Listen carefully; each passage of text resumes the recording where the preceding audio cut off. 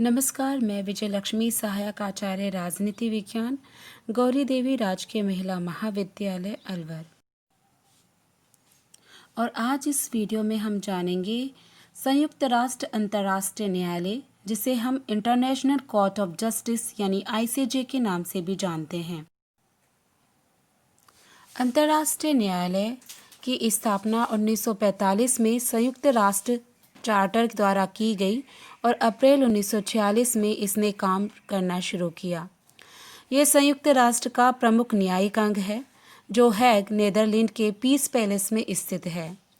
संयुक्त राष्ट्र के 6 प्रमुख संस्थानों के विपरीत यह एकमात्र संस्थान है जो न्यूयॉर्क में स्थित नहीं है। ये राष्ट्रों के बीच कानूनी विवादों को सुलझाता है और अधिकृत संयुक्त राष्ट्र के अंगों और विशेष एजेंसियों द्वारा निर्दिष्ट कानूनी प्रश्नों पर अंतर्राष्ट्रीय कानून के अनुसार सलाह देता है। इसमें संयुक्त राष्ट्र के सभी 193 सदस्य देश शामिल हैं और इसके वर्तमान अध्यक्ष अब्दुल कावी अहमद यूसुफ हैं, जो कि सोमालिया से हैं। अंतर्राष्ट्रीय न्यायालय के प्रथम अध्यक्ष जोस गुस्तावो गुरेरो एल सल्वाडोर से थे। संयुक्त राष्ट्र चार्टर की धारा 92 के अनुसार अंतर्राष्ट्रीय न्यायालय का गठन हुआ। अंतर्राष्ट्रीय न्यायालय में 15 न्यायाधीश होते हैं, जिन्हें संयुक्त राष्ट्र महासभा और सुरक्षा परिषद द्वारा 9 वर्ष के लिए चुना जाता है। ये दोनों निकाय एक समय पर लेकिन अलग अलग मतदान करते हैं। निर्वाचित होने के लिए किसी उम्मीदवार को दोनों निकायों में पूर्ण बहुमत प्राप्त होना चाहिए। अंतर्राष्ट्रीय न्यायालय में निरंतरता सुनिश्चित करने के लिए न्यायालय की कुल संख्या के 1/3 सदस्य हर 3 साल में चुने जाते हैं और ये न्यायाधीश पुनः चुनाव के पात्र होते हैं।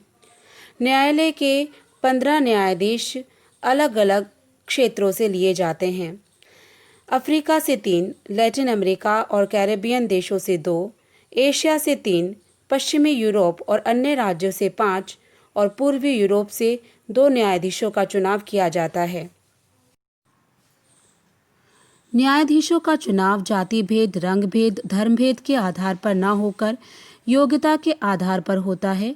ये व्यक्ति अपने राष्ट्र में विधिवेत्ता के रूप में ख्याति पा चुके होते हैं और अंतर्राष्ट्रीय कानून के विशेषज्ञ माने जाते हैं। संविधान में कहा गया है कि न्यायाधीशों का नैतिक चरित्र उच्च होना चाहिए और उनमें वे योग्यताएं होनी चाहिए जो उनके देश की न्याय संबंधी उच्च संस्थाओं के उच्च न्यायिक अधिकारियों की नियुक्ति हेतु आवश्यक हो।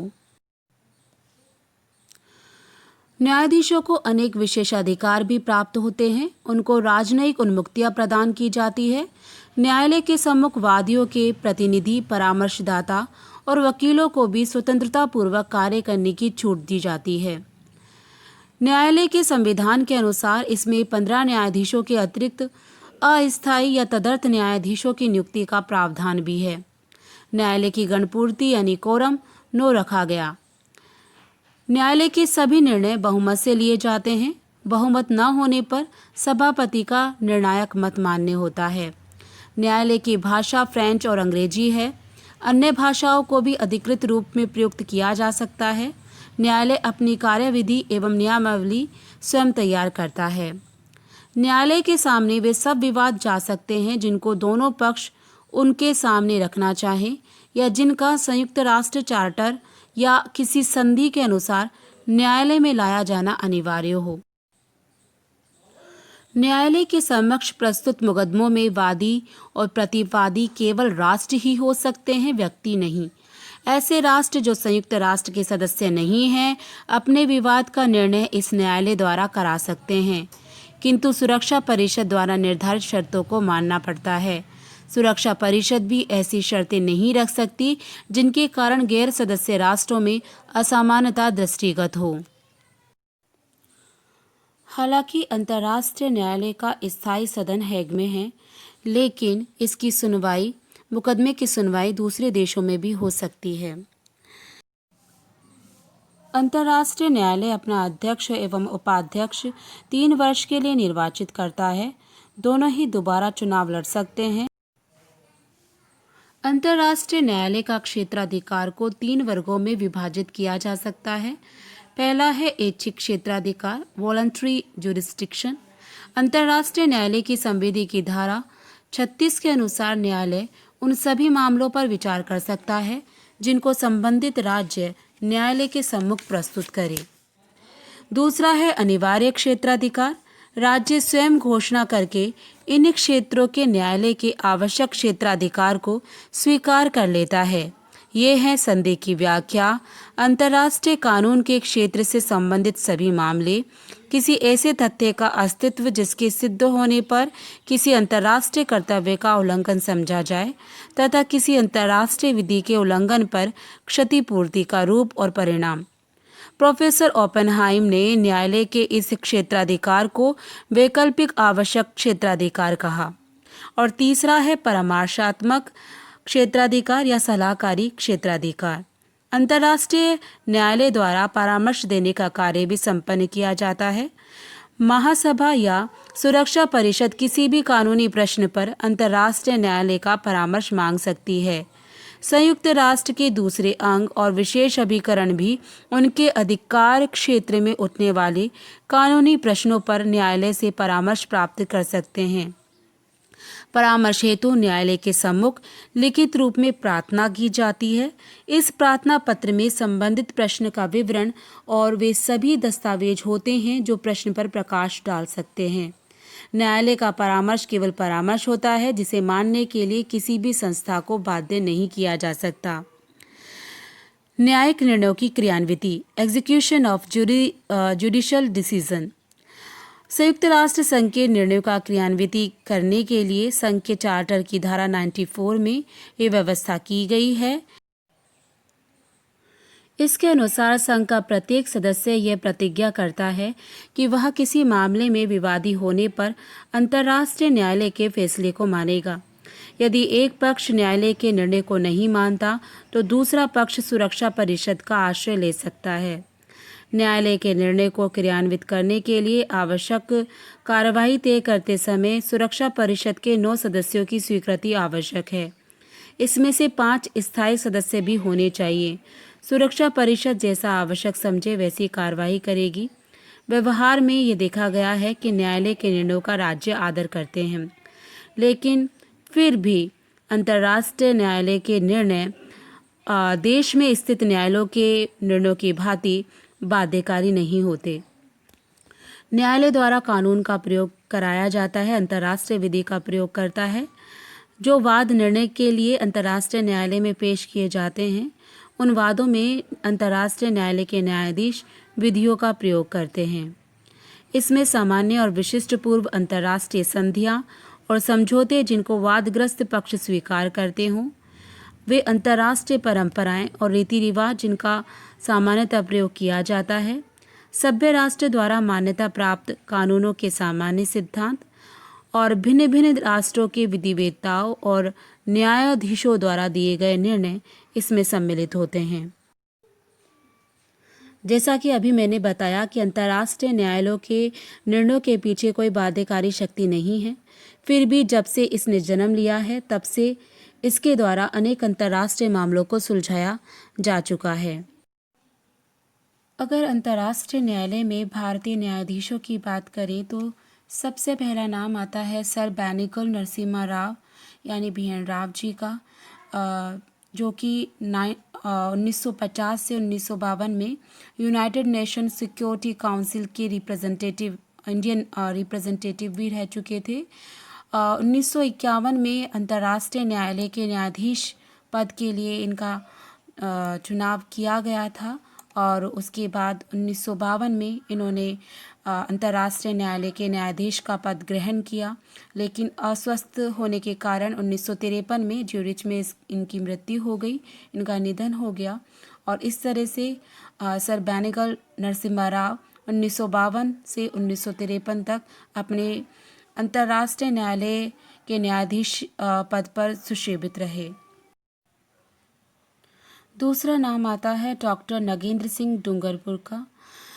1973 में वे इंटरनेशनल कोर्ट ऑफ जस्टिस के न्यायाधीश बनने के लिए हेग चले गए और फरवरी 85 यानी 1985 से फरवरी 1988 तक वे इसके अध्यक्ष रहे।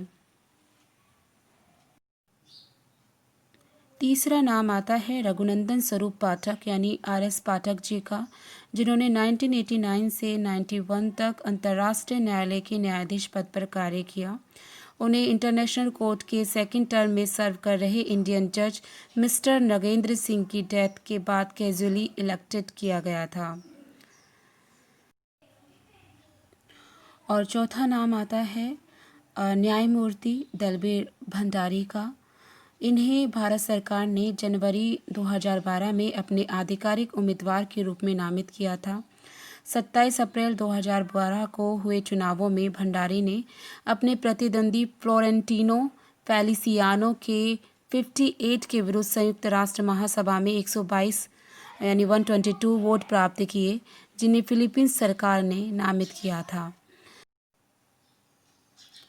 2017 में इन्हें अंतर्राष्ट्रीय न्यायालय में पुनर्निर्वाचित किया जाता है। इन्हें दूसरे कार्यकाल 2018 से 2027 के लिए चुना गया। इसे एक ओर जहां भारत की कूटनीतिक जीत माना गया, वहीं दूसरी ओर यह विश्व में भारतीय न्यायपालिका की स्वच्छ छवि का परिचायक भी है। इनके सामने ब्रिटेन के प्रत्याशी जज क्रिस्टोफर ग्रीनवुड थे और इस चुनाव के लिए न्यूयॉर्क स्थित संयुक्त राष्ट्र के मुख्यालय में अलग से मतदान कराया गया।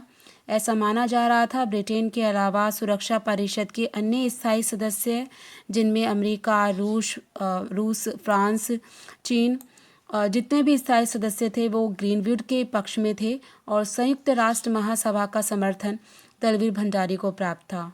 मतदान के पहले 11 दौर में भंडारी को महासभा में करीब 2/3 मत मिले थे, जबकि ग्रीनवुड को सुरक्षा परिषद में लगातार 9 वोट मिल रहे थे।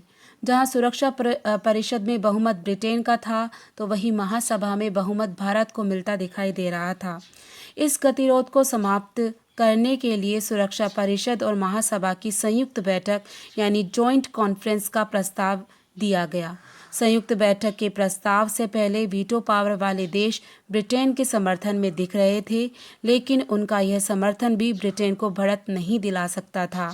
संयुक्त बैठक के प्रस्ताव के बाद वीटो पावर वाले देशों ने भी अपनी स्थिति बदली और 12वें दौर के मतदान के पहले ही उन्होंने यानी जो ब्रिटेन का प्रत्याशी थे, उन्होंने अपना नाम वापस ले लिया, नामांकन वापस ले लिया और इस प्रकार अंत में दलबीर भंडारी को सुरक्षा परिषद के सभी 15 मत और संयुक्त राष्ट्र महासभा के 193 मतों में से 183 मत प्राप्त हुए और इसके साथ ही 71 वर्षों बाद पहली बार ऐसा हुआ जब अंतर्राष्ट्रीय न्यायालय में ब्रिटेन का कोई जज नहीं था। भारत के लिए इस निर्वाचन के बहुत से मायने हैं। ये भारत की कूटनीतिक क्षमता को भी दर्शाता है, जिसके जरिए भारत ने न केवल महासभा के सदस्यों का समर्थन प्राप्त किया, बल्कि सुरक्षा परिषद में अपने विपरीत माने जा रहे मतों को भी अपनी ओर करने में सफलता अर्जित की। इसके द्वारा भारत को महासभा सुरक्षा परिषद में जबरदस्त समर्थन प्राप्त हुआ। उससे अंतर्राष्ट्रीय स्तर पर संवैधानिक मूल्यों पर आधारित भारतीय न्यायपालिका की छवि और निखरकर सामने आई। लोकतांत्रिक तरीके से हुए भारत की इस जीत ने सुरक्षा परिषद के स्थायी सदस्यों चीन, अमेरिका, फ्रांस, रूस और ब्रिटेन को अप्रत्यक्ष रूप से ये संदेश भी दिया कि भारत भविष्य में भी अंतर्राष्ट्रीय मंचों पर इन शक्तियों को चुनौती देने की क्षमता रखता है। और यह जीत सुरक्षा परिषद में भारत की स्थायी सदस्यता की मांग को लेकर अन्य स्थायी सदस्यों पर न्यूनाधिक दबाव अवश्य बनाएगी। इसके अलावा पाकिस्तान की जेल में बंद भारतीय नागरिक कुलभूषण जाधव का मामला अभी अंतर्राष्ट्रीय न्यायालय में लंबित है। इस लिहाज से भी दलबीर भंडारी का पुनर्निर्वाचन बहुत मायने रखता है।